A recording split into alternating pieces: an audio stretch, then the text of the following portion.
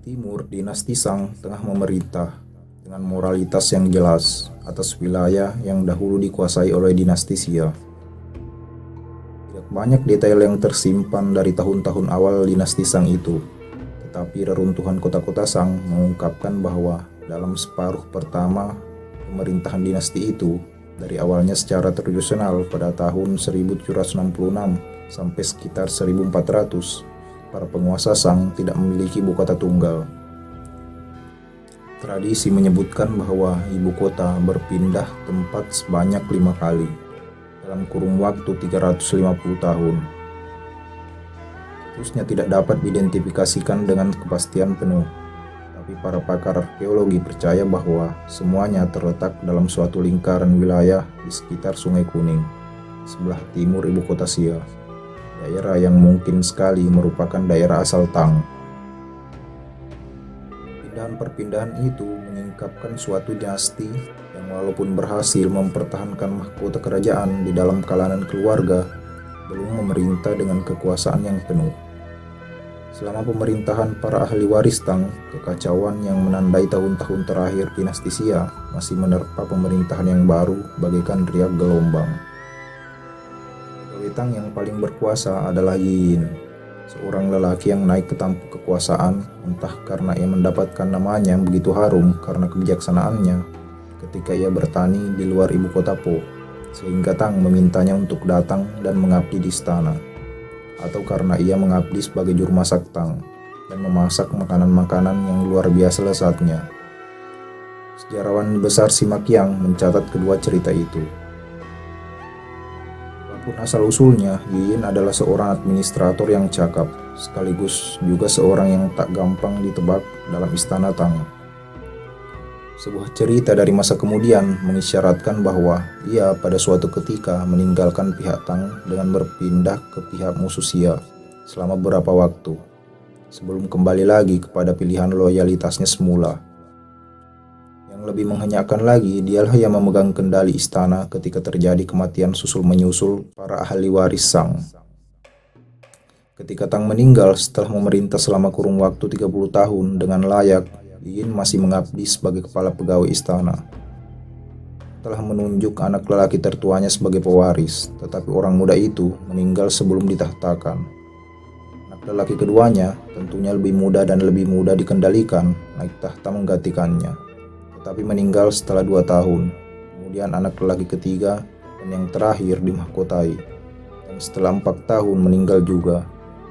Dan mengesampingkan hemofili atau kecenderungan bunuh diri, kematian itu lebih dari sekedar ganjil. Sima Qiang yang menceritakan semua detail itu tidak menyatakan kecurigaan kepada Yi Yin, dan memang Yi Yin tidak melakukan usaha langsung untuk merebut tahta setelah kematian anak lelaki terakhir. Alih-alih ia memimpin kenaikan tahta cucu Tang, Taijia, anak dari anak lelaki tertua yang telah meninggal 6 tahun sebelumnya. Tetapi tindakannya itu mengisyaratkan kecerdikan, bukan loyalitas. Yi Yin mengetahui bahwa para bangsawan Cina tidak akan menerima penahtaan seorang mantan juru masak atau mantan petani. Ia bisa meraih jalan ke dalam posisi sebagai raja dengan berbagai cara, kecuali menggunakan namanya. Akibat kematian semua anak lelaki Tang dalam kurun waktu yang cukup singkat, ini tahta diduduki oleh seorang anak, dan anak itu ada di bawah asuhan Yi Yin. Menurut Sima Qiang, Yi Yin melewatkan tahun pertama pemerintahan Taijia dengan menulis perintah-perintah agar dilaksanakan oleh sang raja muda itu. Agaknya perintah-perintah itu tidak ditaati. 3 tahun setelah pemahkotaan Taijia, ia semakin menjemukan dan sewenang-wenang. Ia tidak mematuhi perintah Yi Yin dan mencemarkan nama harum Tang. Karena anak itu barangkali masih sangat muda, sulit melihat seberapa berkuasanya dia. Ia malah menolak dengan gusar perintah tuan boneka itu. Menanggapi itu, Yi Yin segera menyatakan bahwa tahta kerajaan berada dalam bahaya dan mengirim raja muda itu untuk disekap di sebuah istana yang jaraknya 40 km di luar kota. Selama 3 tahun berikutnya, Yi Yin mengemban tugas sebagai administrator atas nama kaisar, dan dalam melakukan tugasnya itu, ia menerima para tuan tanah. Sima Qiang mengakhiri cerita dengan suasana yang menyenangkan. Setelah berada di pengasingan selama 3 tahun, kaisar muda itu menyesali kekeliruan-kekeliruannya, menyalahkan dirinya sendiri dan kembali berperilaku baik. Agaknya itu berarti bahwa sekarang ia mau dibimbing oleh Yin, yang menyambutnya kembali dengan baik dan mengembalikan kekuasaan kerajaan kepadanya. Yin, demikian si Maki yang mengakhiri cerita, berpendapat bahwa ia istimewa. Sebuah versi lain dari cerita ini yang berasal dari sumber-sumber lain mungkin lebih mendekati kebenaran. Taijia melarikan diri dari istana tempat ia disekap, kembali ke ibu kotanya dan membunuh si Raja Gadungan. Tidak ada kisah mendetail tentang pemerintahan ke-14 Raja Sang yang masih tersimpan, tetapi kita mengetahui bahwa di bawah pemerintahan Raja Sang ke-10, Chungting, keresahan melanda dinastinya. Chungting memindahkan ibu kotanya ke Hasiao. Penggalian di situs yang diduga sebagai situs Hasiao menyingkapkan sebuah kota yang dikelilingi sebuah tembok dari tanah yang digilas tinggi 30 meter di berbagai tempat dan tingginya hampir 10 meter. Pembangunan tembok itu mungkin memerlukan waktu sekitar 8 tahun dengan 10.000 pekerja. Raja Sang itu mungkin tidak memerintah di daerahnya seperti seorang pharaoh Mesir. Ia memiliki kekuasaan yang cukup untuk memaksakan kerja berat itu kepada sejumlah besar orang. Berarti pembuatan tembok itu menuntut investasi besar di pihak Sang.